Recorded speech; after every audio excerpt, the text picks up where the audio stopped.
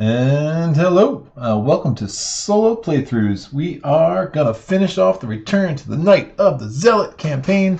We started with replacement Roland, and then we had a fun old time with good old Zoey Semaris, and now we are to the soldier himself, Mark Harrigan. Now, I'm going to start here. I know, no pun included, did a review of Arkham. Like some of the things they said, I don't agree with a lot of their takes on this game. But one of the things I will point out is there are some points to be made about the way that Arkham handles mental health issues, and I totally get that, and it's not lost on me. This whole game is about sanity and horror and whatever, so there's things I'm willing to overlook. But I know Mark Harrigan does not set the right tone for certain people in some of the heavy elements of his mental health that are inherent in how he's constructed as a character. That said, he is a fascinating character to play. He gives you some interesting mechanics. The Sophie card does make a nice little puzzle as you go, and we will need a lot of luck to go our way, and we will need to do a good job in handling these mechanics if we have any chance of beating this broken scenario. and I do say broken scenario. What's up, Rolo? So yeah, it's a testament to how good this game is that the core box came with this scenario as one of three, and it's still where it is as a game. I was one of the most disappointing parts of the Return to is that it didn't really fix the Devourer Below. It made it a little bit better, but there's still some parts of it that are just not great. The nice thing I will say, the Return to Forgotten Age really fixed, and that is my favorite campaign. And the Return to really fixed whatever was broken about that in my mind, and really made that a lot better. I'm hoping that the Return to really fixes Dream Eaters A, but the Return to could have gone a lot farther in making the Devourer Below a worthy end to what otherwise is a really nice intro campaign. Scenario 1 is great. Return to made it a lot better. Scenario 2 is considered one of the best in all of Arkham, and then there's Scenario 3, which is like whatever. So I'm going to go through my deck, kind of talk a little bit how I constructed this, and then we will kind of do the setup, and we'll go from there. And I'll talk more about the campaign. So my deck, Mark can take any level 0 tactic cards, no matter what class they are. And he obviously can take all the neutral cards, and he can take all of the guardian cards. That's a tough word. So I'm going to separate these out by classes to kind of see what's going on here. I did obviously take a few tactics, and some of them won't surprise you based on what you've heard me say in the past. Oh, the basic weakness I drew is Paranoia. Nice little classic basic weakness. Can be especially brutal with Guardian. You do hope to get this out when you're broke. Otherwise, you could be in a world of hurt. But you will have to discard all of your resources when that is revealed. And we'll kind of go through the rest of this. Now, the number one thing that I go for, obviously number one thing is you want to make a good deck, right? But one of the main things that I go for in building a Mark Harrigan deck is I want to make sure that I have a lot of healing capabilities, because the nature of how his interplay is with Sophie, if you get too much damage and you can't heal it, you're basically a broken character. Now, you still could be useful in a multi-cooperative situation, but a true solo, you really need Mark's damage to stay below 5, because otherwise every single one of his skills is reduced by 1, and that is a recipe for utter disaster in a true solo campaign. Story time with Greg. There were plenty who returned from the war broken in body or spirit, but Mark Harrigan had witnessed horrors he could not explain. His beloved Sophie believed him when he wrote her about the things he saw, not the men killing other men, but the other things, the creatures. When he came home and went to visit her, he found the reason she believed him. She had one of the creatures inside her, eating her from the inside out. As he watched in helpless horror, she faded away into the air, screaming as the thing finished its meal. Now, everyone thinks Mark Harrigan is crazy. Maybe he's finally lost it, after all. But he knows the monsters are real, and he will not rest until every last one of them is dead. All right, so he has 3 willpower, which is usable. He has 2 intellect, which is garbage. So just like in Zoey, we have to find creative ways to get all the clues that we want. He has 5 combat, and he has 3 agility. Obviously, that combat is astoundingly good. His special ability is that you begin play with Sophie in play, and then after damage is placed on a card you control, you draw 1 card. Now, that includes the investigator card itself. You do control your investigator card. Now, that limit is once per phase. So you have to keep track of how many times we're doing that, because you can only do it once per phase. The Elder Sign effect is +1 for each damage on Mark. He has 9 damage capability, but again, you really don't want to get the 5. He has 5 sanity, which is a problem, especially since we already start with 1 because you guys are pyromaniacs and told me to burn down the house. He burned down the entire, he says it burned the entire town down if necessary, but he wouldn't let those monsters take anyone else. All right, that's fine. He did burn down just his house, I guess, not the entire town. Sophie, how does this work? So Sophie, you start with the In Loving Memory. It's basically permanent. This was like a permanent card before permanent was a thing. So, I mean, this came with the Carcosa scenario. So it's basically, it says it cannot leave play, Mark Harrigan deck only, and then there is a free triggered action. So it doesn't take it as free triggered ability where you can take 1 direct damage. So it has to go on you, and you get +2 to your skill value for this skill test. Forced, if Mark Harrigan has 5 or more damage on him, you flip Sophie. Why do we not want to do that? Well, Sophie, it was all my fault. Sophie cannot leave play. You get -1 to each of your skills. If Mark Harrigan has 4 or less damage on him, you can flip her back. So if you get the 5 damage and then can heal, you can get her back to the side that's actually helpful. Now, if you think about it thematically, what's going on here is that basically Mark is so heartbroken about Sophie dying, getting eaten by a monster, that when he thinks about her, he basically damages himself, but it gives him whatever adrenaline rush or whatever, that he has extra ability, extra focus, extra fight to achieve whatever the task is in front of him. Then it goes, he damages himself so much that he's like a broken man, right? So again, there's a lot of kind of intense mental health stuff right under the surface of this character, right? So my deck, again, I already told you about Paranoia. His unique weakness is Shell Shock. The timing of this is huge. One of the reasons that you really want to keep that damage really low, especially since you only have 5 sanity, is that when this comes out, for every 2 damage you take, every 2 damage on you, on your investigator card, you take a horror. That can be brutal. So again, the timing of both of our weaknesses is going to be important. And then the only story asset I have is I do have Lita, which is also why I don't have a house anymore. All right, my neutral cards, I have 1 perception. I have, his special card is the home front. It's bananas. It's basically like you're going to win a fight and you're going to be able to move a damage from you to the enemy unless you pull the tentacles. So Mark Harrigan deck only. If the skill test is successful during an attack, move 1 damage from Mark Harrigan to the attacked enemy. Can be a very nice ability. The neutral cards, I have 4 skill cards, 2 copies of Guts, 1 Unexpected Courage, and a Perception. And then I have a Knife, and I have a Flashlight, and we have 1 Emergency Catch. My Guardian cards are going to be a lot of the same cards that you saw in the Sophie deck, including, well, I'll put all my upgrades over here and hand to those next. Cool. So we have, again, evidence, kill an enemy, get a clue. Obviously, that's important. There are a couple of cards that are from the Nathaniel Cho starter investigator deck, which I really like.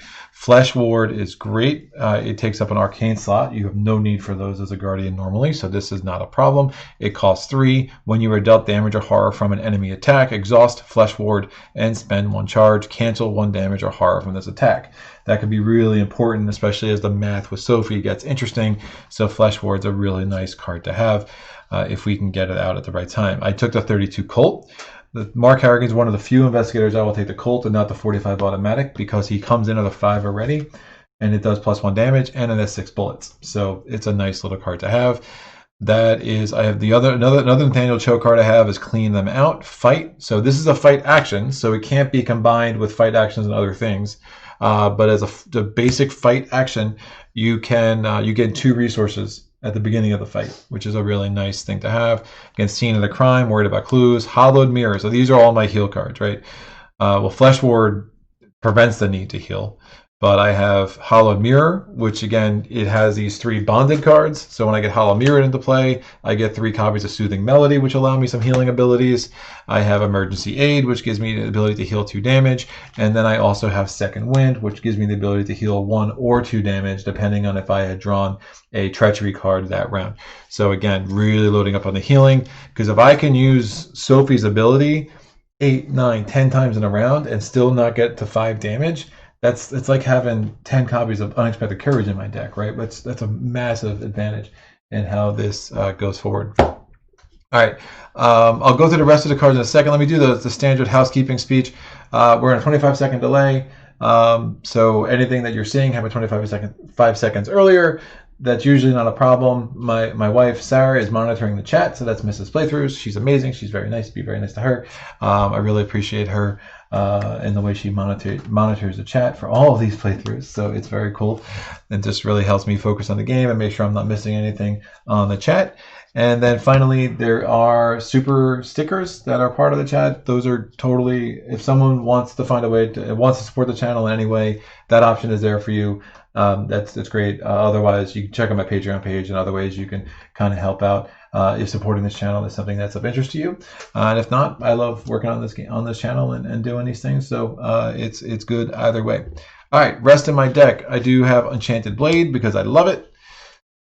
And then the rest of my non-XP cards, well, one of them is a cheat. It is an XP card. I took Elusive, right? It's a tactic. So it's a rogue card, but it's a tactic. So I can take all tactics. That's massive, right? So Elusive, as I said in the Zoey playthrough, one of the strongest cards in the game, period.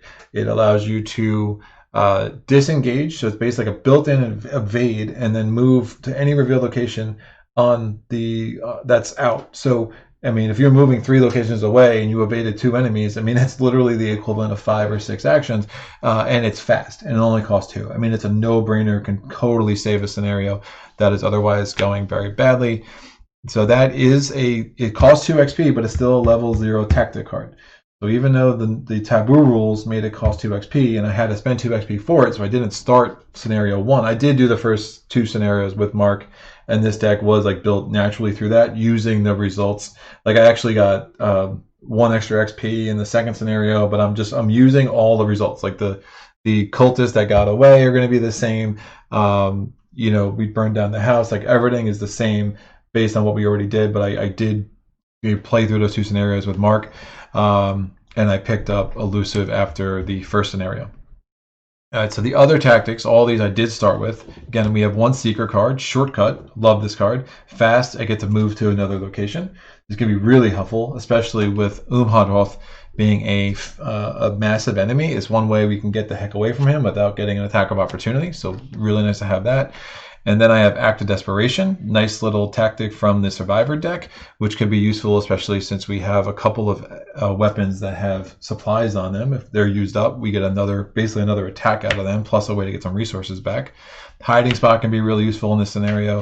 And then Winging It is another Survivor tactic, which allows us to reduce the shroud value of a location by 1. And then once it's played from our discard pile, we can actually get 2 clues. And a lot of times with all our draw abilities from putting damage on cards, a lot of times we'll get to a place where we can actually voluntarily discard Winging It, and then it's in our discard pile, which is exactly where we want it to be. So it's a nice little card with Mark. The XP, how did I spend that? So after the first scenario, I had 7 XP to spend, just like I did after we played with Roland, replacement Roland. I spent 2 on Elusive, as you know. I spent 2 on Dynamite Blast, because the upgraded Dynamite Blast is amazing. I spent 1 on Ever Vigilant. We talked about that card last time. Amazing. And then I spent 2 on the upgraded Survival Knife, which came with the Return to the Forgotten Age set, and it's awesome. So the normal Survival Knife is +1 combat in a fight, and then in the enemy phase, after you take damage, you can do another fight, and it's +2, and you do 2 damage. This is +2 for this attack, and in the enemy phase, when you're about to be attacked, before that attack is resolved, then you could do that fight with +2 and +2 damage. So it's a way that you can potentially kill an enemy that's about to attack you before they ever attack you. It's a freaking cool card. Really excited to have that in the collection. And then I got 6 XP. Well, I really got 7, but I only took 6 because that's what I got with Zoey. So we did 6 XP in Midnight Masks. I spent 5 of those on the lightning gun. And then I was kind of torn what to do with that last XP. I almost got extra ammunition. Problem with that is it costs 2 and it's an action. And I don't, just the way things place out, for that to be really useful, like it just has to be the right sequence of events. Like I'm probably not going to want to put extra ammunition on the Colt because I'm probably going to want to hopefully discard the Colt to put a lightning gun out, right? So I didn't know how useful that would be. The other card I thought about getting was there's a card. It's a well prepared, well taken care of. It's a 1 XP Guardian card, which basically allows you when a card well maintained. It's when a asset's about to be discarded, you instead could put it in your hand, but then you have to pay for it to get out again, and that probably wasn't going to work. I'm not going to be able to afford the lightning gun twice or anything like that, so that didn't make any sense. So I did go with marksmanship, which I think could be useful, assuming we can get a little bit of resources here. So marksmanship is fast. Play when you activate the fight ability on a firearm or ranged asset. This attack can target an enemy at a connecting location. And with all the cultists that have Doom on them, that are going to be scattered around the board, this can be really nice. And it also allows you to ignore the aloof keyword, and especially with this encounter set, that could be really nice because we might end up in a situation where we have a cultist with Doom on it that is aloof, and we're going to have to figure out how to deal with that. So it's very, very situational. It probably won't come up. I had the extra XP to spend. They were definitely, I would have rather like have the upgraded beat cop or something, especially with Mark's ability. But it just didn't work out that way. So David Coe says well maintained. Well maintained. Thank you.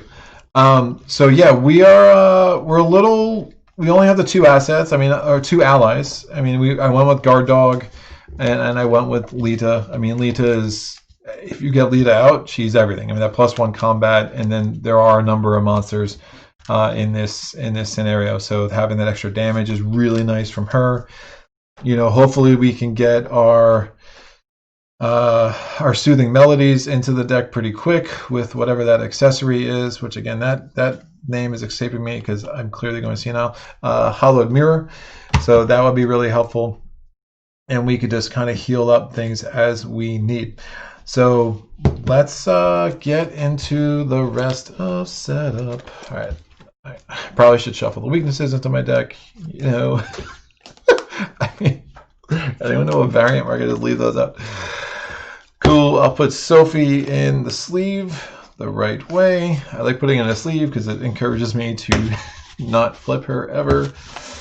So the timing of Sophie gets a little weird. My understanding, and I haven't seen a full clarification of it, my understanding of the skill test timing is that you have to, when you put the damage on Sophie and you draw a card, you can't then commit that card if it has a matching icon.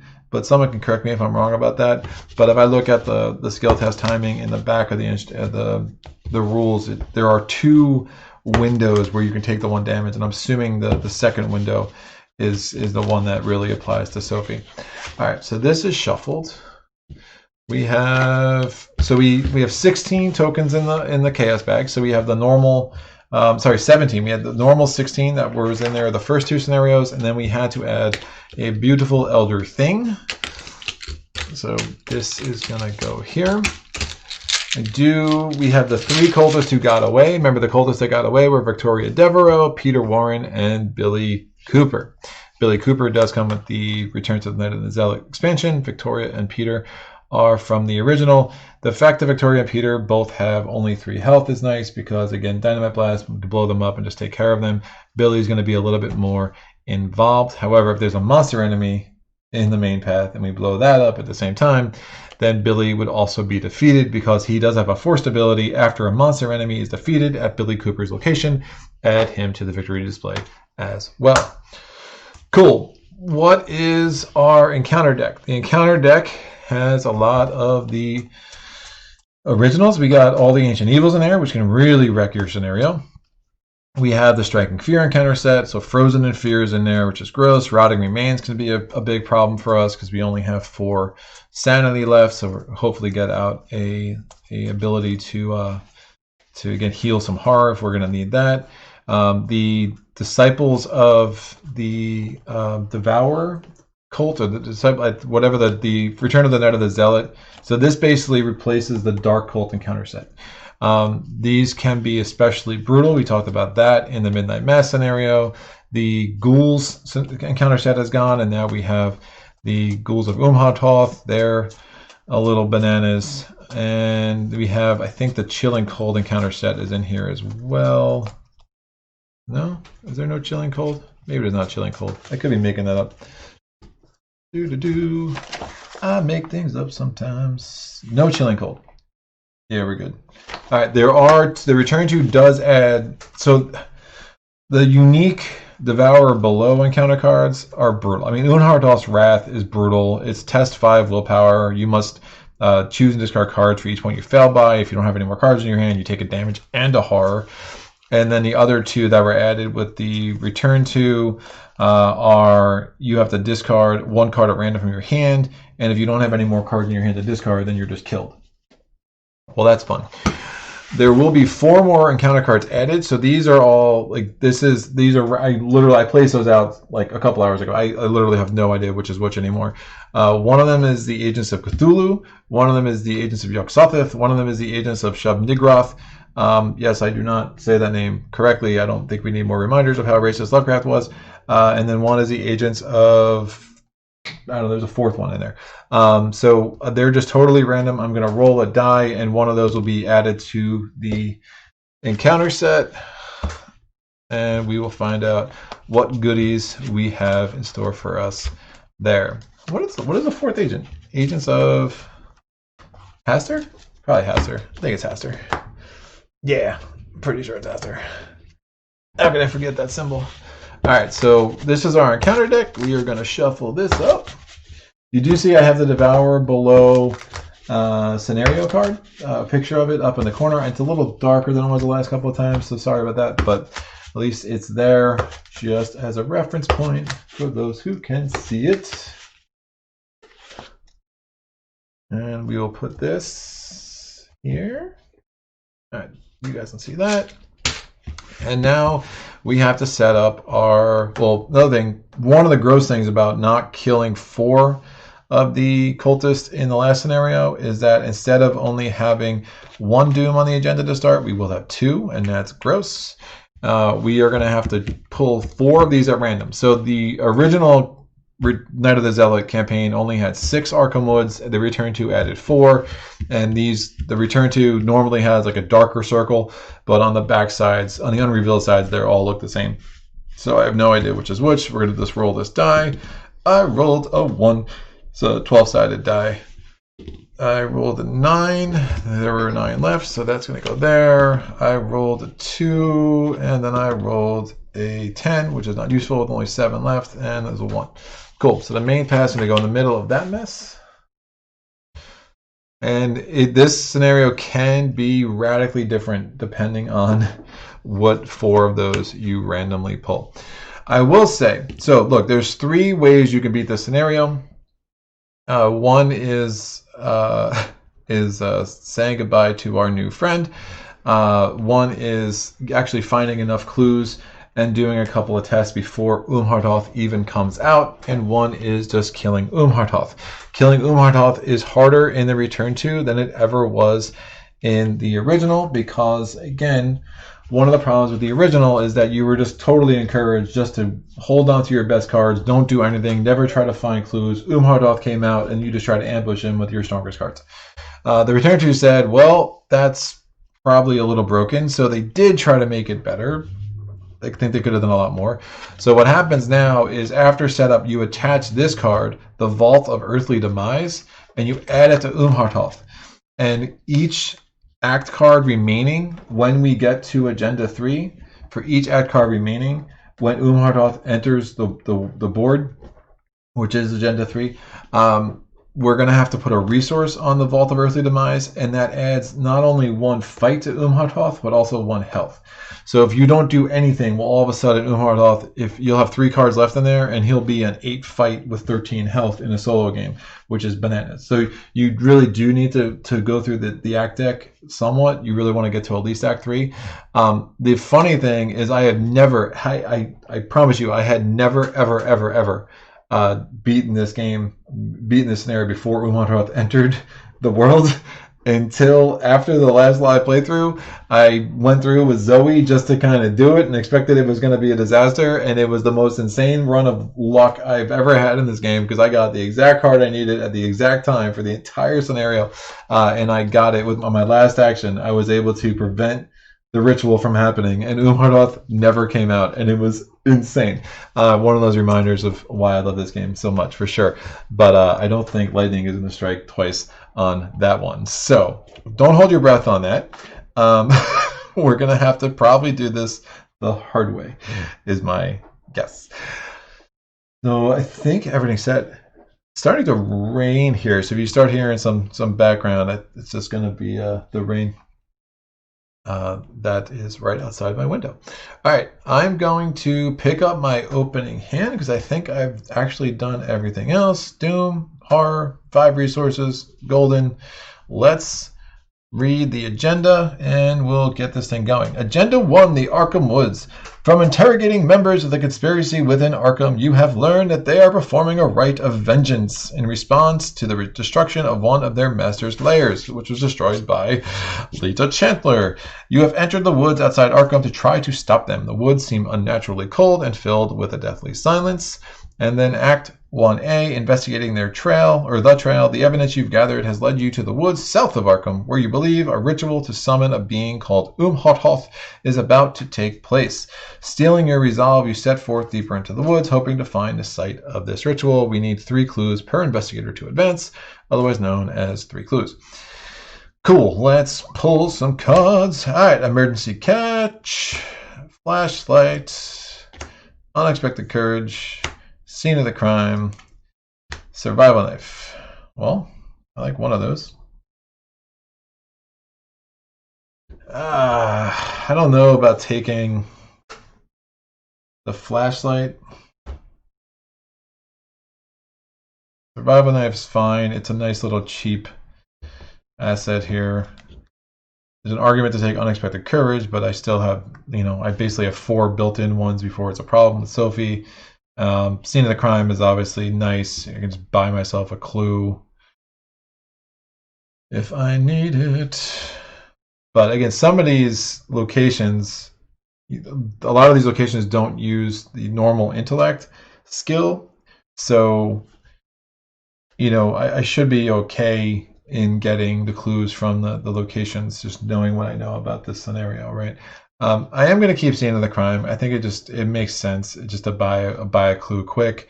And part of me wants to think about keeping emergency catch in case I pick, knowing I have paranoia, but part of me wants to dig deep and try to get an ally. I'm so torn what to do. I think because Ever Vigilant could be nice. There's enough other cards in here that I really want to see. I mean, I'm tempted to get rid of Scene of the Crime too, to be honest, but let's hold out to those 2. I'm going to pull 3, and hopefully the emergency catch comes back later when I need it. All right, so we got Lita, we got emergency aid, and we got shortcut. All right, that's fine, good. We'll take that. In classic Return to the Night of the Zealot form, any card in your hand is always at risk of being discarded, so anything you really want to play, you should probably play it sooner rather than later. I'm going to, my first action, play Lita, because I do not want to lose her. My second action, I'm going to play my survival knife, because that's awesome. And my third action is I'm going to move to the Arkham Woods. Let's just go in the order I put them out. So we will go here, and where do I enter? So the Arkham Woods, well, the main path on the back of that says, Hangman's Brook separates uptown from the woods south of Arkham. Passing over the small bridge, you follow the main path deeper into the forest. And then all of the Arkham Woods locations say, growing up, you were always warned to stay out of the woods at night. Now you know why. And what do we got? We got the Quiet Woods. It has no clues because that's awesome. That's really gross. So the other 3 will all have clues, and we will need the clue from each of those. And that is not a great start, especially when I was hoping to play Scene of the Crime and just get this thing started that way. But I digress. So we can go there. Once we're turned, we can heal damage or a horror, so maybe it will come in useful later, and we'll see it's random what Arkham Woods is connected to what others. Everything's connected to the main path, and there's also resign ability in case you want to resign and let the world just be destroyed by Umordhoth. That's fine if you're into that kind of thing. But the rest, we'll see what's connected to what. So I might kind of move these around as I start seeing the connector symbols. All right, enemy phase, no enemies. Upkeep phase, drawing a card, hiding spot, and taking a resource. Now there's a very specific, I don't love hiding spot in most games, but it's a tactic, and I think thematically it makes some sense, and there's a very specific reason it could come in useful in this specific scenario. All right, we are now going to put the third Doom on the agenda because we started with 2, so that's no bueno. So if I pick Ancient Evils, Agenda 1 is already going to be done with, and I picked that. All right, Umordhoth's Wrath. So the attack on my deck starts early. I'm glad I played both of those as quickly as I did, and we'll see how this plays out. So test 3 willpower. For each one you fell by, you must either choose and discard a card from your hand, or take 1 damage and 1 horror. So I do have that option. I mean, there's a couple of cards I wouldn't mind discarding here, I guess, but it's not great. I'm going to put a damage on Mark. And again, once a phase, now this is the Mythos phase, I'm going to be able to draw a card because I placed the damage on a card I control. Now again, when you place, when you're using Sophie's ability to get the +2, it has to be direct damage. So I couldn't put that on Lita, I had to put that on Mark. So I'm drawing a card, we get Winging It. Ooh, I would love to discard that card, so that's a really nice pick. And now I'm doing a 3 plus the 2 I got because of Sophie, and I'm testing against a 5. This could be rather gross. Oh, come on. One time. Give me the +1. Or a -4. Okay. -4. So I'm definitely discarding Winging It. I wanted on my discard pile anyway. I will discard gross. Hiding spot.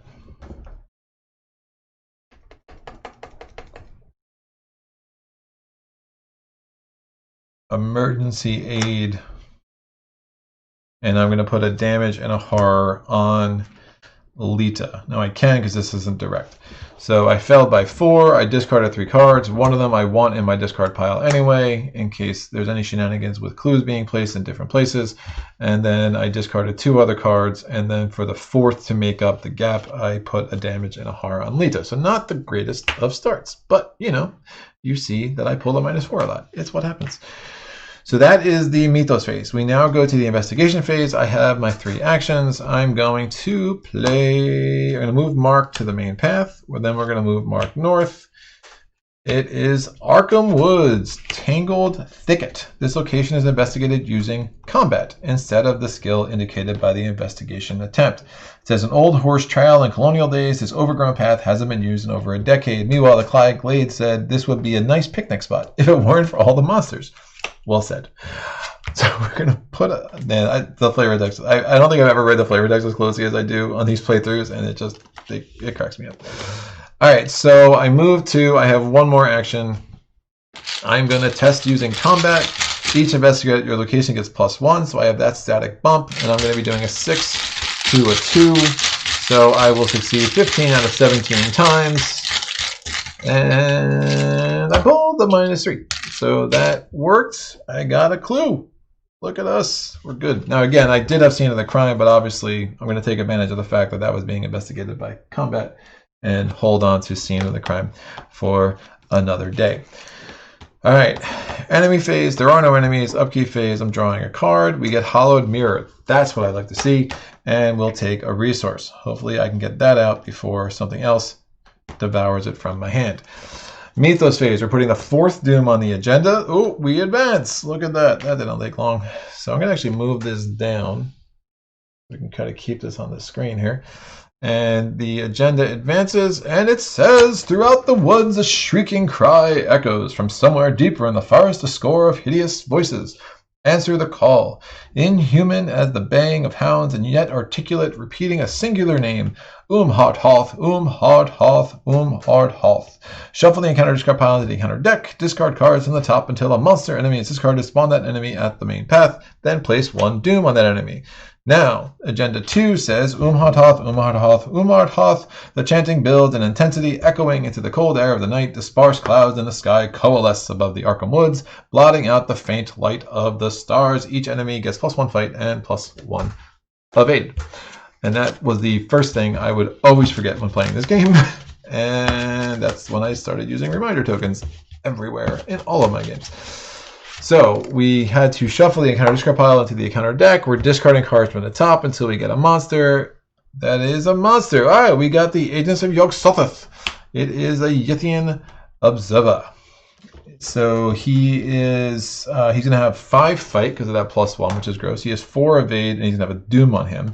When Yithian Observer attacks you, discard 1 card at random from your hand. If you cannot, Yithian Observer deals +1 damage and +1 horror. So yet another thing in this scenario that will be attacking our hand. Now the Agents of Cthulhu, this is probably better. The Agents of Cthulhu can be really bad because they can actually just reduce your sanity, which can kill you if you're not careful. The Agents of Shub-Niggurath have a very, one of their monsters is brutal, and the goat spawn gives you horror. So I'm okay with Cthulhu. I would definitely Cthulhu or Hastur are the 2 that I'm happy to see in this scenario. So I'm sorry, Yog-Sothoth or Hastur are the 2 that I'm happy to see in this scenario. All right, so that dude goes there. That was not us drawing our encounter card. That was just following the instructions of the agenda. And now we draw our encounter card, and it is another Agents of Yog-Sothoth card. It is Peril. You must either draw 2 cards and place 2 doom on the current agenda, or take 2 horror. Yowza. I will take 2 horror, because I'm not putting 2 doom on the agenda. So, and plus if I draw cards, I'm likely to draw Paranoia, which would be super bad. Alright, so I'm going to put 2 horror on Mark. I know I could put 1 on Lita and all that stuff, but 2 on Mark makes sense. Dave Rolo says he's a Yithian Observer. You... yes, forgotten age, man. Be careful, scenario 7 is a doozy. No, it's 6. Now scenario 6. All right, Hollowed Mirror. I'm gonna play Hollowed Mirror as my first action. That cost me 2. Now, since I played Hollowed Mirror, what happens? I get my bonded cards. Soothing Melody. So 1 of these goes into my hand. The other 2 get shuffled into my deck. So that was my first action. My second action. Would you recommend someone that don't watch it unless they've played it themselves? See what they're saying? I mean, if you've played Zealot, you've seen this. I mean, there's a couple new wrinkles, but it's still Zealot. I mean, if you really want... I mean, I find the replayability of Arkham off the chain. Like, I will play scenario campaigns over and over and over again and never tire of them. But if you're really someone who wants it to be totally fresh, like, yeah, it could make some sense for you to turn this off, get Night of the Zealot, play through that, and then come back here. But the return to the regular, it's not. I don't think there's much spoiler concern, at least for me personally. I think there's enough similarities that it doesn't. I wouldn't be too concerned about that. All right.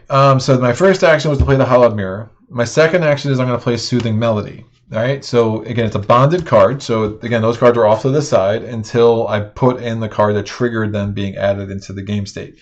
So it's either heal 2 damage or horror, or any combination thereof, from any investigators or ally assets at your location. Draw 1 card. So I'm going to heal myself 2 horror, because obviously I just took 2 and that was gross. And I'm going to draw a card. And I draw Shell Shock. All right, for every 2 damage on you, take a horror. I don't have any damage on me, so that just goes on my discard pile. So that was a great card to draw early, and I'm happy about that. What am I doing now? I have the Yithian Observer.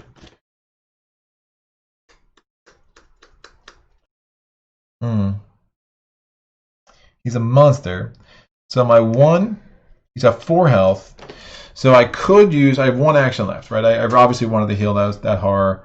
That was important. So I could move with Shortcut, get here, and then I'd be doing an attack of 5, 6, 7, 8 to a 5, because Yithian Observer has a +1 because of the agenda. And if I won that, he'd be 2 damage. And then in the enemy phase, I could attack him again with a survival knife and hopefully just kill him. It's a crazy use of shortcut for sure. And it also puts me precariously low on cards right now, because obviously there are treacheries in here that will just kill me if I have no cards on my hand and the wrong thing happens. However, I don't know if it makes sense to use a shortcut like that.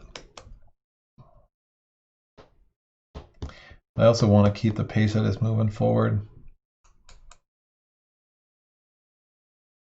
Let's do it. I'm going to play shortcut. It's fast. Choose an investigator at your location. I'm an investigator. I'm at my location. So I will move to the main path. The Yithian observer engages with me automatically. And again, that was not an action. That was fast. So I will now be doing an attack with a survival knife. It's a monster, so I will do +1 damage if I succeed. And it's going to be a 5 +1 because of Lita, +2 because of the survival knife.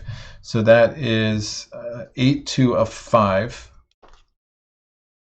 I am 14 out of 17 to succeed. I could use Sophie and I draw another card. I will not. If I win this one, I'll use Sophie on the next one during the enemy phase. I don't want to put 2 damage on me. I think that makes sense. All right, let's go. 7 to a 4, attacking with the survival knife. Getting a +1 because of Lita, and because it's a monster, it would be +1 damage. What's up? 8 to a 5. I mean, I said 7 to a 4. That was wrong. 8 to a 5. Don't curse me now. Cthulhu. -3. Woo! All right, 2 damage. We're good. And now we get to the enemy phase. Enemy phase.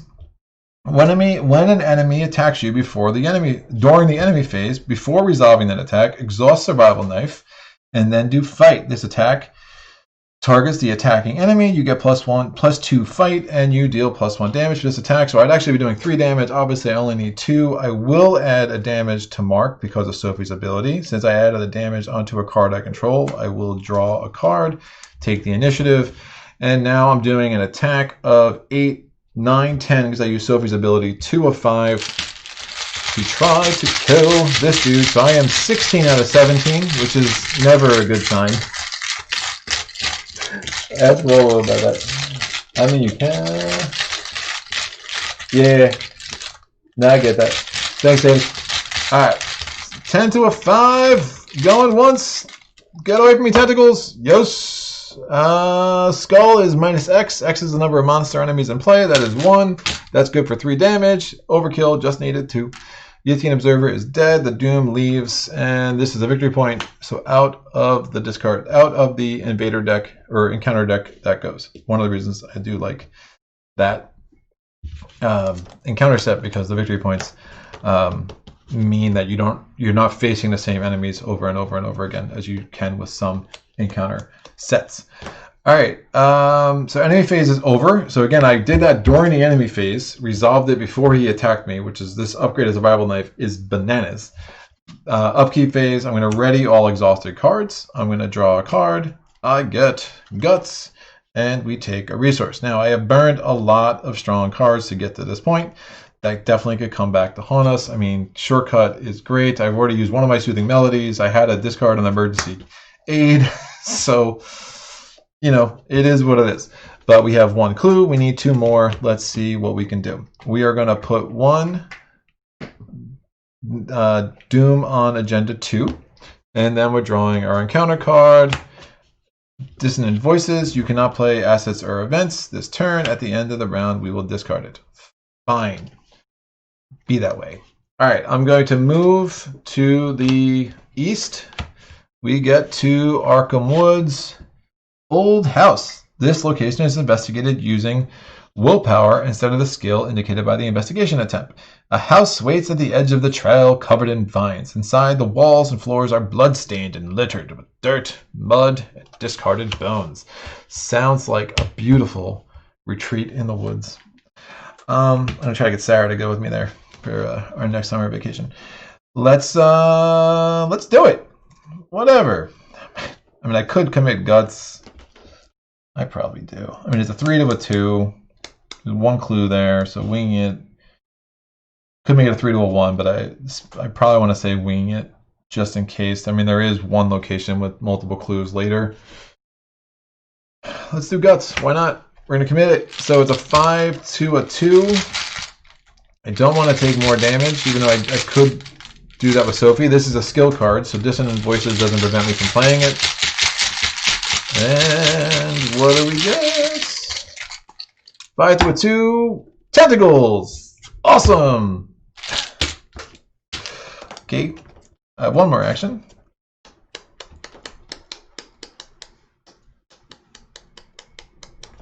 I mean, the skulls I still win. There's no enemies, so I wouldn't get a doom if I pull the cultist. The tablet is one of those that would mean I take a damage. I think it makes sense just to do the 3 to the 2. I really wish I had that card draw. So let's see if I can't get lucky here. I still have Scene of the Crime. The thing with Scene of the Crime is it has to be your first action. So obviously I could do that next time. Or because I've seen, well, Scene of the Crime might not be in my hand by the time I need it later. All right. I was thinking maybe I do winging it because I know I've seen the crime, but again, this might not be in my hand. It's pretty assumptive. Oh, and I can't play an event oh, this would be for next round, so this will be done. I digress. 3 to a 2. Let's get lucky. No more tentacles. And what do we get? +1. That's what I'm talking about. That's better. It's like the opposite end of the spectrum. But, you know.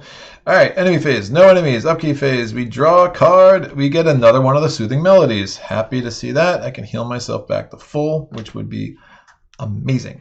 And then we get a resource. Mythos phase. So we actually have 5 resources. Alright, good. Mythos phase. We're putting a Doom on the agenda. That's the second Doom. And we're drawing an encounter card. We get... Nope, that's one of my cards. I get a Flesh Ward. We get a Grave Eater. It's a monster. It's going to also get the +1 because of the agenda, but we have ourselves a Lita Chantler, and she is really good at slaying some monsters. So we're going to attack the monster with a 5, 6, 7, 8 to a 3, including its enhanced fight. And 8 to a 3. Tentacles, I'm sorry, Elder Thing. If there's an Ancient 1 enemy in play, reveal another token. Otherwise, it's just the -5. 8 to a 3 is successful. I'm making sure I did that add right. Yep, 5 + 1 + 2. That's 8. This upgraded survival knife is awesome. All right, so Gravedigger is dead, even though I pulled a -5. Clean living. I'm going to, with my second action, play Soothing Melody, which means I can heal 2. Oh man, if I pull Paranoia, that's going to be super gross. But I don't really have a choice here. So I heal 2, I draw a card, it's Flesh Ward. And my third action is I'm going to play Flesh Ward while I still have all these resources, because I do want to somewhat protect myself against Paranoia. Now Flesh Ward's a little limited in that it only negates damage from attacks, but it does open up some possibilities that are pretty nice. All right, so that's on the board. Enemy phase, no enemies. Upkeep phase, we draw a card. I get Elusive, happy to see that, and I get a resource. Mythos phase, third Doom on the agenda. We draw a card. Oh, that's I did it again. Mask of Umordhoth. Attached to the farthest cultist enemy, place 1 Doom on that enemy. If there are no cultist enemies in play, search the encounter deck and discard pile for a cultist enemy, draw it, and attach Mask of Umordhoth to it. Shuffle the encounter deck. Attached enemy gets +2 health.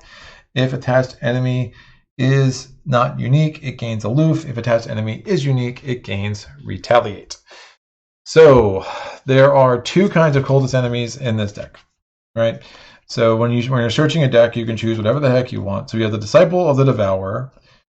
So the problem if I draw the Disciple of the Devourer, it would have to put 1. All this empty location. So I could put him here.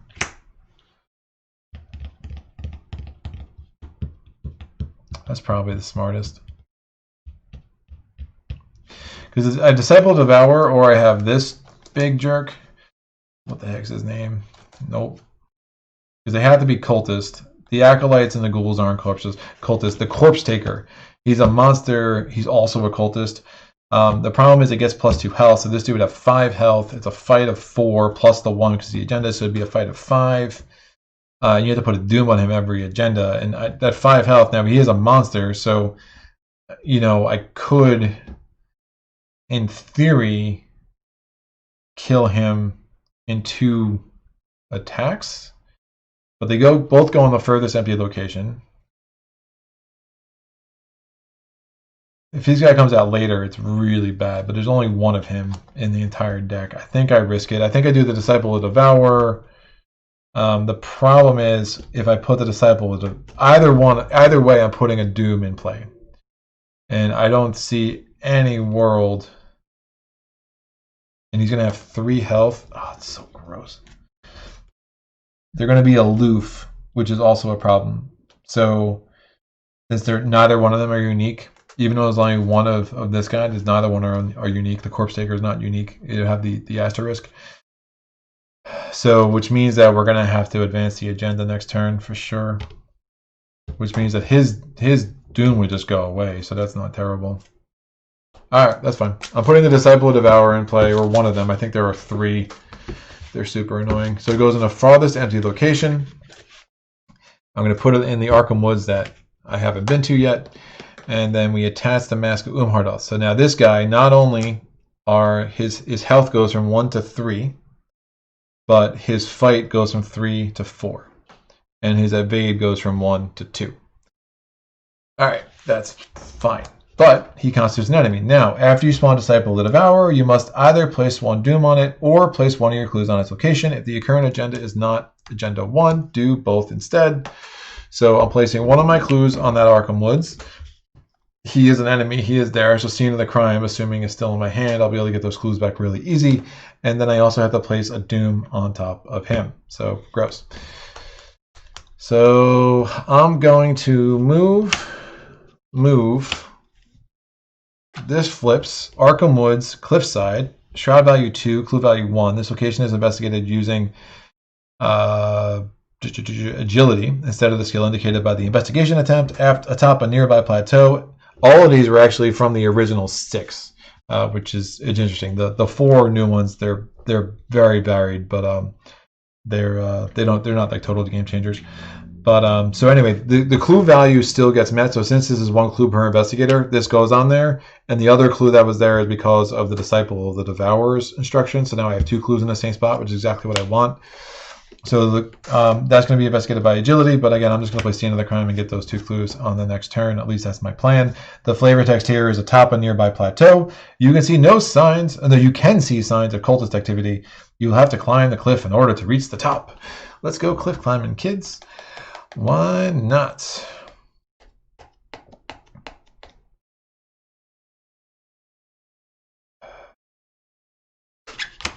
Thinking about this, I could waste elusive to go here, then I could move, engage. Excuse me, real quick.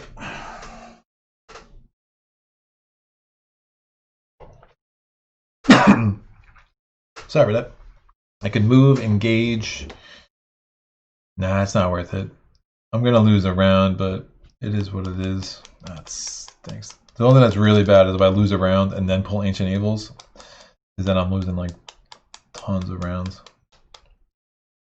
But I don't really see a better way. So it is what it is. Again, the new encounter sets really in Return to really like to just totally demolish how many entire realms that you have. I mean, that's the biggest increase. And it's one of the reasons I think playing the Return 2s is probably better to mix it with the original sets, and then you get more of a variety on each gameplay. I think it'd just be a little bit better to have that going on than this almost a guaranteed loss of rounds every time you play the Return 2. All right, I have one more action. I don't want to draw cards. I don't want to make it more likely I'm going to get the Paranoia. I'm going to use Scene of the Crime to get those 2 clues anyway. So I think I will just... I'm never going to really need to bother killing this dude because he's just going to be aloof the whole time, so whatever. I'll just take a resource. Just try to stock up some resources for when I get lightning gun or something, like dynamite blast, whatever. Alright, enemy phase, he's aloof. Upkeep phase, I draw a card, don't be paranoia. Alright, it's flashlight, and I take a resource. Mythos phase, we're putting the 4th Doom on the agenda. That is the 5th Doom in place. So what happens is he still has +2 health because of the Mask of Umordhoth, but since we're moving out of agenda 2, he no longer will have the +1 fight and the +1 evade, but again, he's aloof anyway. So all Doom in play leaves. We get this flavor text. It says, a dark presence approaches and you are assaulted by invisible pressures that bring you to your knees. A terrible force threatens to invade your mind and soul. Your throat clenches and your eyes water as a sensation burns through you. In player order, each investigator must test willpower 6. Each investigator who fails must search the collection for a random basic weakness and add it to his or her hand. So I could, in theory, I can commit take the initiative, because again, no actions have been performed by an investigator this phase. So I would be able to get a 6 if I took the damage because of Sophie. I can get up to an 8 and try to beat this. Or I just take the risk that the madness weakness isn't going to be that awful, but obviously some of them are really gross. I don't think it's worth burning take the initiative, to be honest with you. But yeah, that's fine. It is what it is. I mean, I already have paranoia. I mean, other than that, like amnesia would be kind of gross. I mean, the weaknesses can be really varied, and some of them just might not be bad at all. I mean, psychosis would just be two actions to get rid of. Chronophobia is 2 actions to get rid of. I mean, again, it could be. Most of these won't mess me up that bad. It's just going to basically be 2 actions. So I think let's not worry about passing this. So I'm doing a 3 to a 6. Obviously, that's not going to go well. And what do I get? I get the cultist. Oh, gross. Of course, it's -2, and then I have to add a doom on the disciple, which is really bad. So now there's an argument to try to kill him.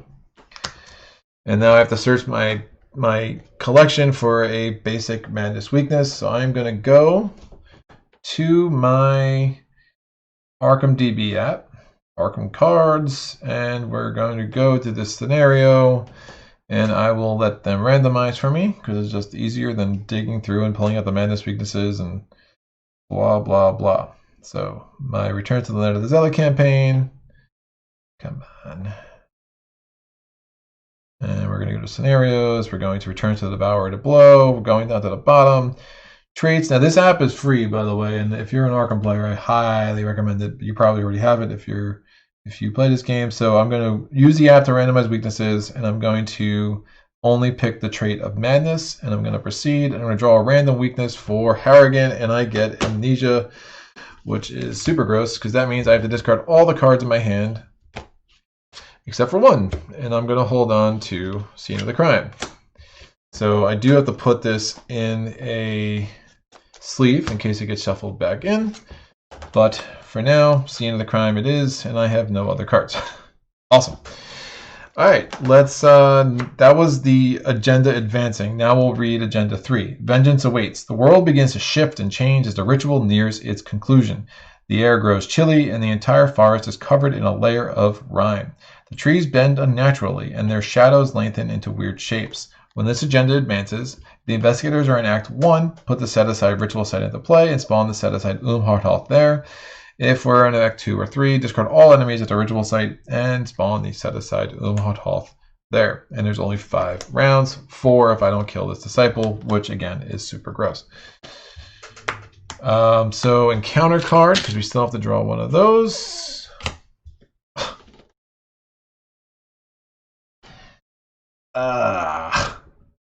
Okay. Wow. So Umordhoth's Wrath, test 5 willpower. For each one you fail by, you must either choose one, discard 1 card from your hand, or take 1 damage and 1 horror.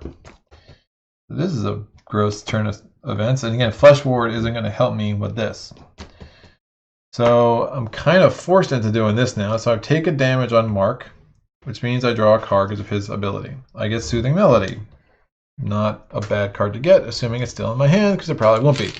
So I'm doing a 3 to a 5, but I get 2 because I took a direct damage using Lovely Memory, and I really need to pull well here.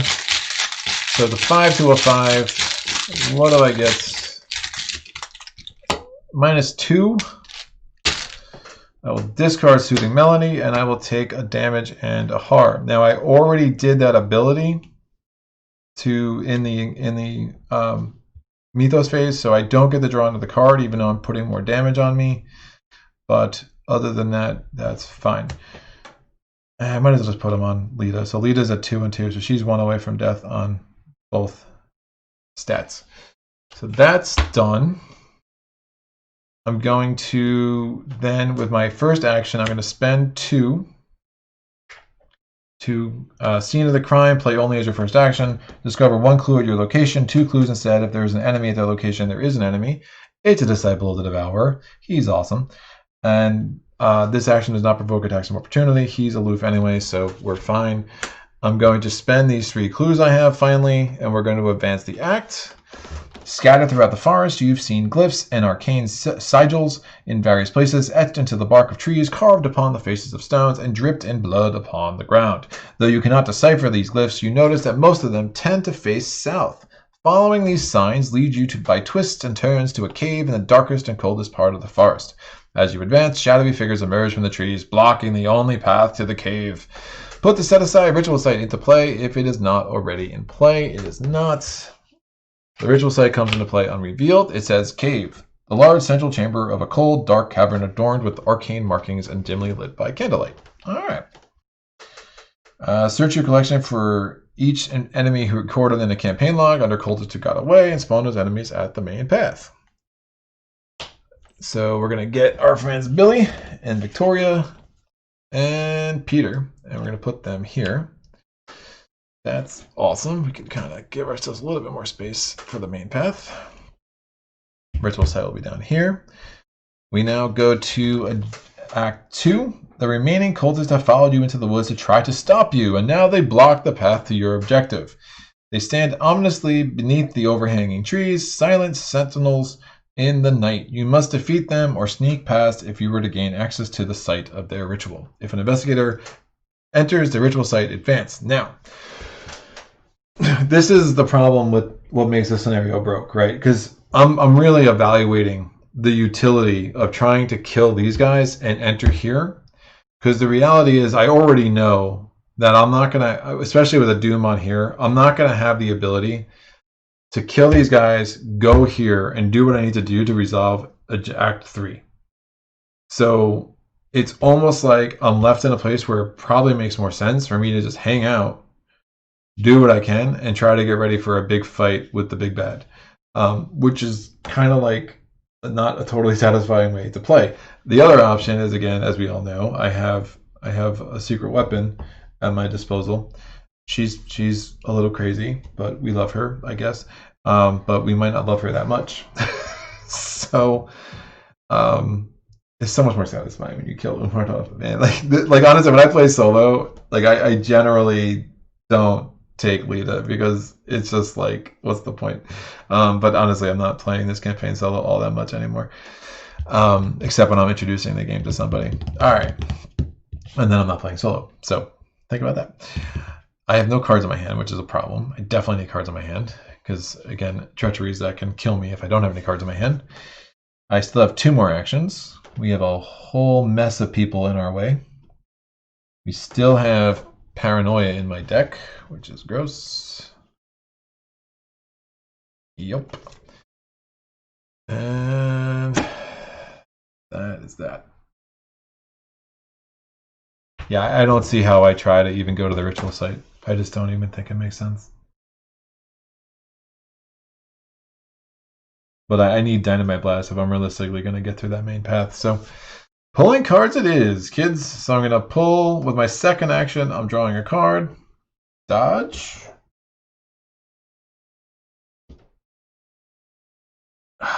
Man, the Disciple having 3 health is really stupid, and it's not a monster, so I can get 2 damage on it with Survival Knife.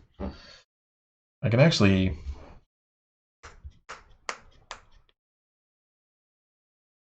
Yeah, I can actually cancel... Well...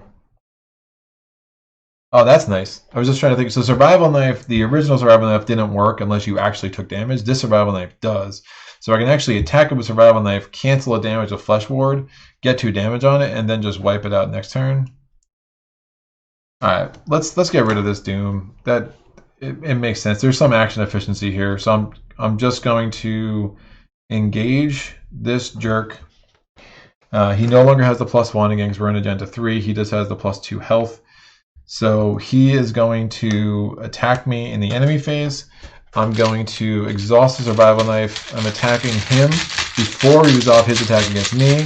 I'm attacking him with an 8 to a 3. I get a -2, so that's 2 damage on him. And then he attacks me. It's going to be 1 damage. I'm going to exhaust Flesh Ward. When you are dealt damage and or horror from an enemy attack, exhaust Flesh Ward and spend 1 charge. Cancel 1 damage or horror just dealt from that attack. So since I didn't take any damage, Mark's card ability doesn't trigger. We now go to the upkeep phase. I'm going to ready both my cards. I'm going to draw a card. It is Paranoia. That's gross. All my resources gone, but then I take a resource, and it does happen in that order, so I still at least get 1 resource. Could have been worse, but not ideal. Now we go to the Mythos phase. We put the first Doom on the agenda. That is a second Doom in play because of the Disciple of the Devourer. Still has his Doom.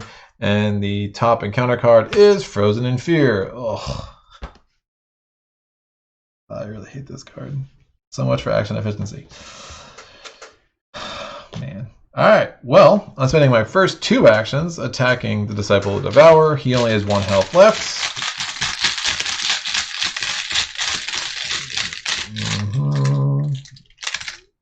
I got a cultist. All right, so I was up 8 to a 3, cultist. So we resolved the cultist ability immediately. So place 1 Doom in the nearest enemy. Now we carry out the rest. So it's like the last thing in is the first thing we resolve, and then we kind of go in backwards order. So now we resolve the rest of the attack.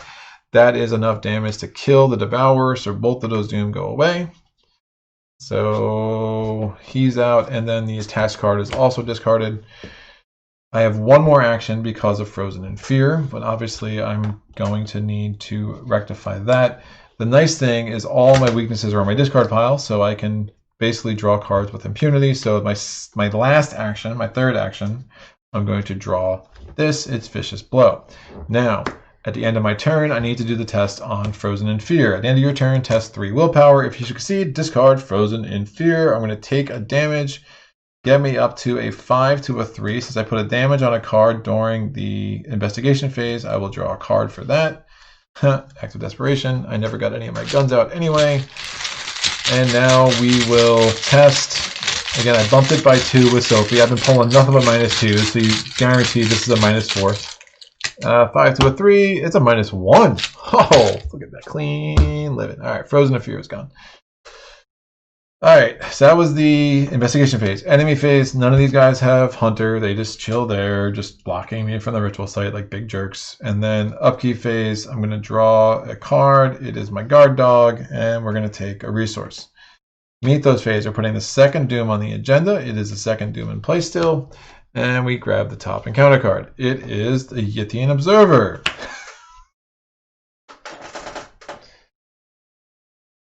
Okay, guess we're killing this guy now. So I am attacking him with an 8 to a 4 with Survival Knife. He's a monster, so that will deal +1 damage. Yeah, 8 to a 4 is pretty good. 8 to a 4, -1, that's 2 damage. Attacking again.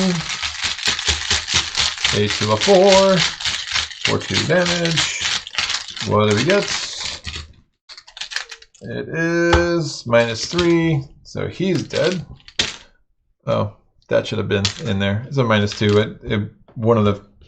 It would have been he's the closest enemy, so it actually not having it in there actually made it harder on me. So I'm not going to worry about that too much. Yithian Observer, we have 2 victory points in the victory display. You know, just in case we want to take this beat up Mark Harrigan deck somewhere else. We won't, but that's fine. And now I have one more action, which I will draw a card. The Enchanted Blade. Oosh.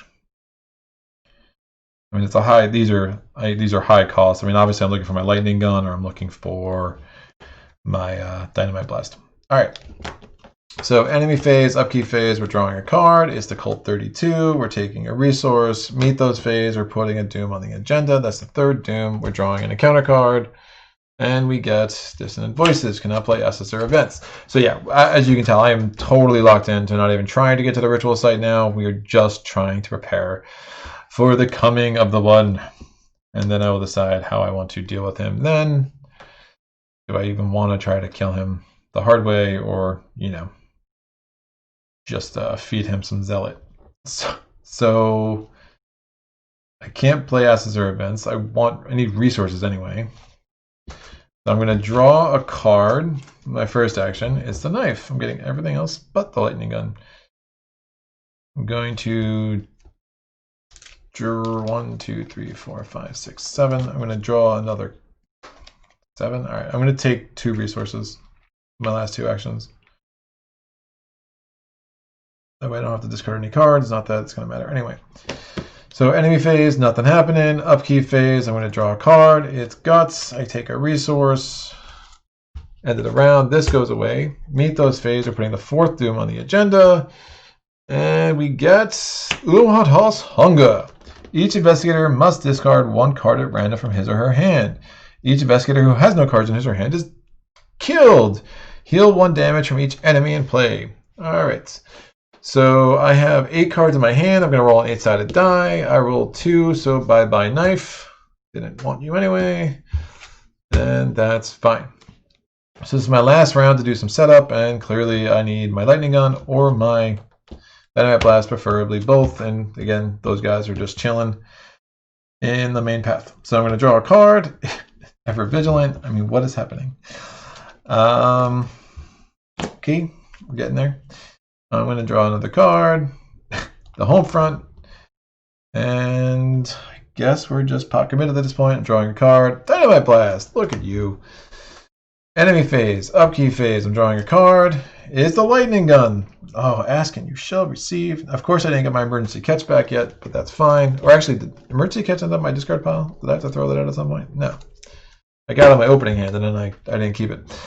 So 1, 2, 3, 4, 5, 6, 7, 8, 9, 10, 11. I have to discard 3 cards at my choice. Doesn't have to be random. So I will discard Ever Vigilant because it's pointless. I will discard the Guard Dog because it's pointless. And I will discard the Cult 32 because I'm also not playing that. Again, hand limit is 8. You can do both, David. I just said both. Meet those phase. We're putting a 5th doom on the agenda. And we have the Devourer Below. Replace the current act and agenda with the Devourer Below. This card is both the current act and the agenda. So really you can keep putting doom on it, but there's really no point. Doom threshold isn't a thing anymore. And we have to defeat Umordhoth to go to resolution 2. Now, the first time I played this, it was hilarious. My friend Steve and I spent 45 minutes trying to figure out what was going on. Like, we just missed the instructions. It's like Arkham, read every word on every card, right? So basically, now you go back. We're still on Act 1.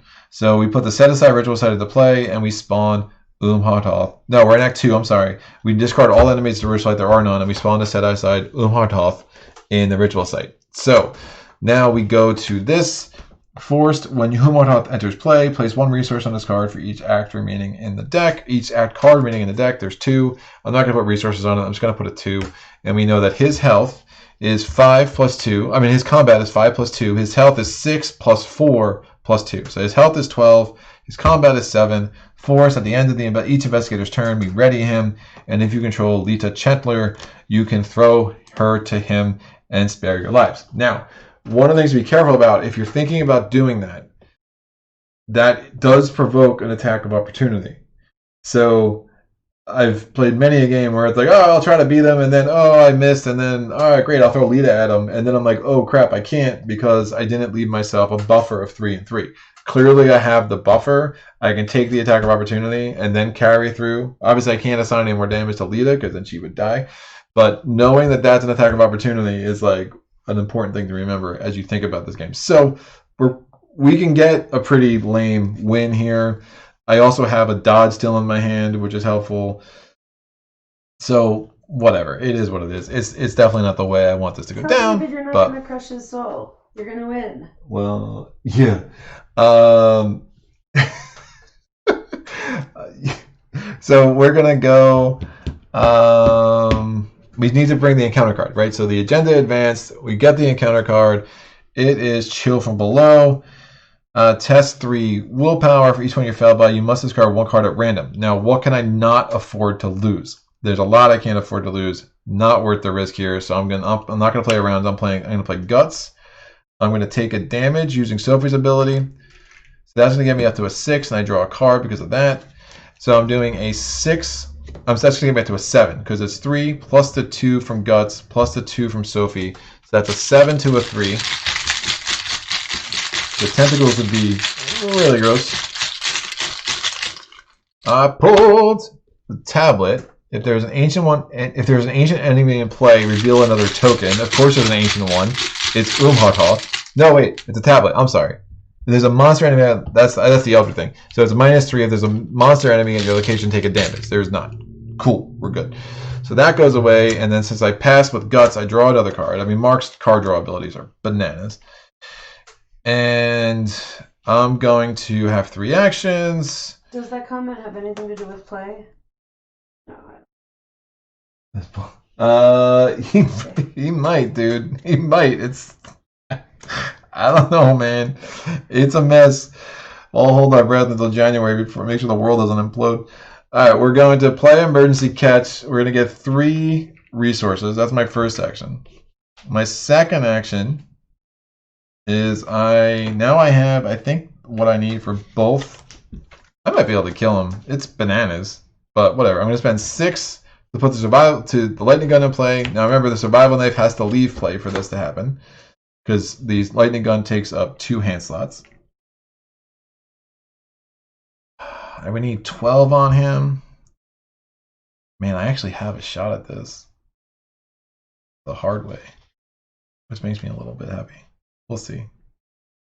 So that was my second action. Steve says use the lightning gun. I know, I got it. Look at it. It's pretty. I'm like you now. It doesn't look. Umordhoth doesn't have retaliate, right? So I can definitely take a couple of pots out of him because I can cancel one of his attacks. I have the home front. I have vicious blow. Oh, this is sick. Like I'm really set up to actually do some serious damage here. I'm gonna take with my last action a resource. All right, enemy phase. Hunter keyword triggers. So Umordhoth goes from the ritual site to the main path. He's now chilling there. We are going to go to the Mythos. Upkeep phase, we draw a card. We take a resource. I'll make sure I only have 8 cards. I do. Mythos phase, we put a Doom on the agenda. Who cares? We're going to draw the top encounter card. It is Rotting Remains. Makes things a little bit more precarious because if I fail this badly, we will be taking 3 horror. And who wants to take 3 horror? So I'm going to, because that would actually make it impossible for me to throw Lita at this dude. So I'm going to put a damage on Mark and take a card using his ability. And now I have a 5 to a 3. 5 to a 3. What do we get? We get -3. So I fail by 1. 5 to 3, so I take 1 horror, which is fine because if I take an attack of opportunity, I can put 2 horror on Mark and 1 on the flesh ward, or I can cancel 1 with the flesh ward. So that's actually fine. All right, my turn. I have tons of cards. Obviously, I just drew a couple using some abilities. I'm going to play Dynamite Blast. So that costs 4. I'm going to deal 3 damage to each enemy at a connecting location. So I'm going to deal 3 damage to the big ugly. I'm going to deal 3 damage to Peter Warren. That kills him. He goes to the victory display. 3 damage to Victoria Devereaux. She goes to the victory display. And 3 damage on Billy Cooper. And he manages to stay alive. Good for him. I am then going to 9 away.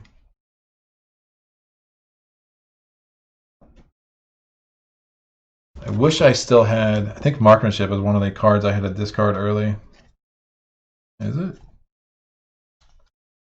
The card that lets me shoot in an adjacent location? Oh, it's still on my deck.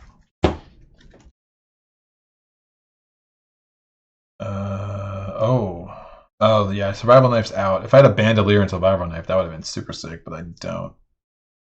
Yeah, I'm just going to have to cancel it. I'm going to draw a card my second action and hope it's Marksmanship. It's not. I got second wind, but I can only play it as my first action to heal damage. That's a little gross. And my third action, I'll just take a resource. That way I won't have to take a horror when I run out of cards and have to advance. And have to reshuffle my discard pile. Alright, Umordhoth, his Hunter keyword is going to trigger in the enemy phase. He's going to attack me. No, he's not, because I'm going to play dodge. And dodge that ugly man. And then we go to the upkeep phase. I draw a card. There's Marksmanship. You would have been helpful 1 card earlier, sir. And I'm going to take a resource. Alright, Mythos phase are not putting a doom, because who cares? We're drawing an encounter card. Oh wait, I have to discard down to 8. 1, 2, 3, 4, 5, 6, 7, 8, 9. Marksmanship is obviously useless. Although it does have the right icon, so I'll just get rid of evidence. Alright, I drew a Grave Eater. So I'm going to need 3 successful attacks, but I can actually pull this off. So let's see. If I pull the tentacles once, then I just throw Lita at it. Oh, but then I take an attack of opportunity from the Grave Eater too. But I can do that. Flesh War will allow me to do that. That's bananas. All right.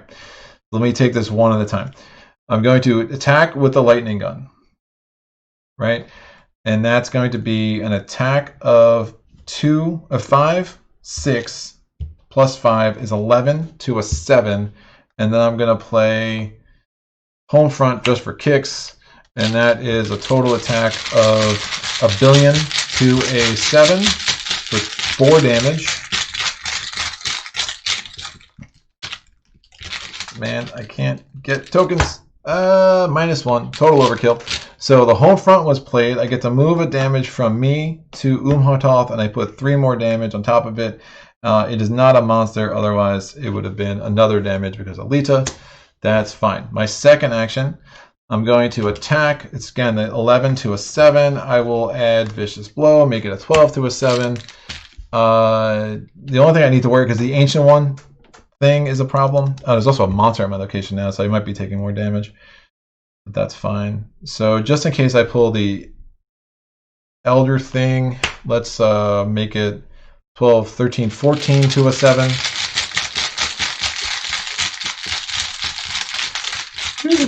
14 to a 7 for 4 damage. So I played Vicious Blow, -1, overkill. And I guess I do it the risky way. If this fails, if I pull the tentacles, it's all over. But he's at 11 damage. And now we just need to hold off the tentacles one more time. So I shot another bullet from the lightning gun. That gets me to an 11 to a 7, and I will commit everything in my hand, because what's the point? So that gives me a 15 to a 7. Oh, tentacles! Don't do it to me! And we get cultist, place 1 doom on the nearest enemy. Fine, but that is 3 damage. Dude is dead skis. Oh, Mark's such a beast. So Umordhoth is dead, and if you kill Umordhoth, you advance to R2, and you read some stuff. But that's that. Lightning gun for the win. It's such a ridiculous card. It's so fun. Yeah, but Rolo called it in a text message to me earlier, so like it kind of works. Look. It's a super fun scenario. Objectively, the scenario is broken. Subjectively, it can be very fun.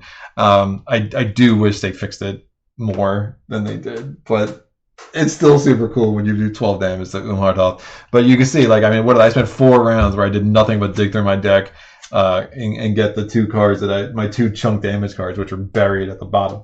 So, and there's some luck to that too. Like if I had those cards earlier, and again, all the things that were attacking the cards in my hand, then all of a sudden they're in my discard pile, and then I would be stuck throwing Lita at it because again, as it says, as an action, if you control Lita Chantler, it's only after her. You throw Lita to Umordhoth in order to spare your lives. And, you know, there's whatever your morals are, that's fine. Whatever. If you guys want to be pyromaniacs and, you know, kill a crazy woman who was residing in your house, then that's fine. It's interesting to see. Yeah.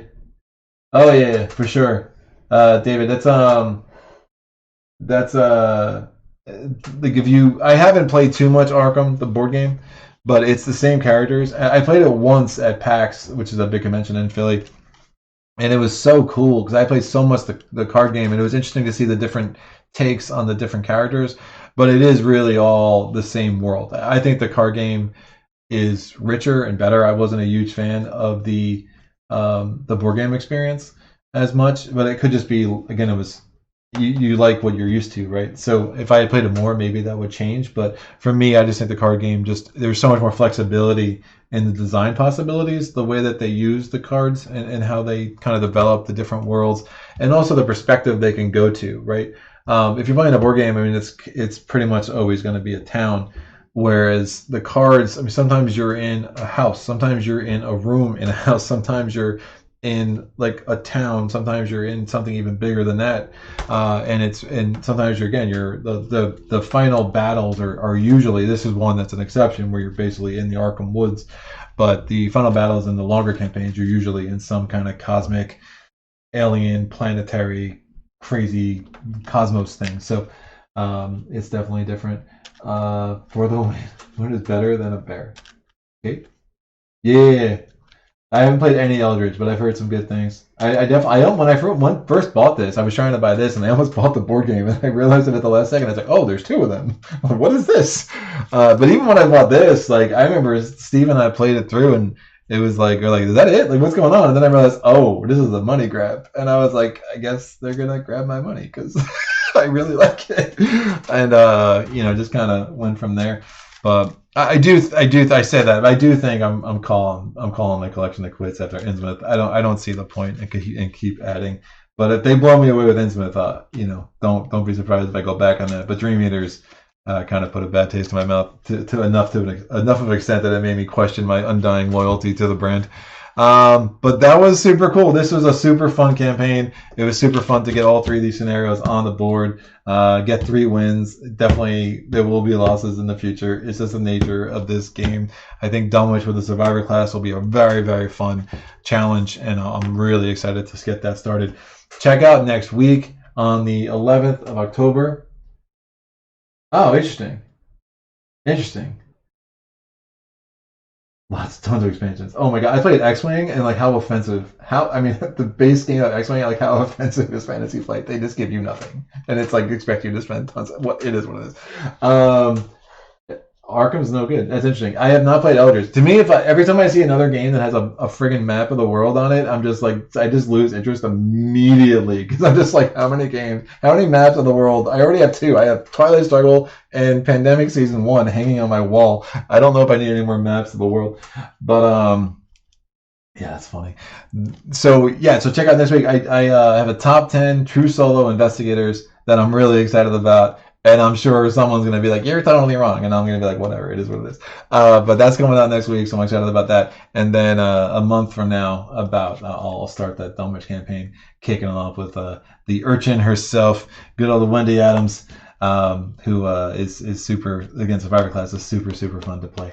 But that's seeing no more questions, comments, epiphanies, whatever.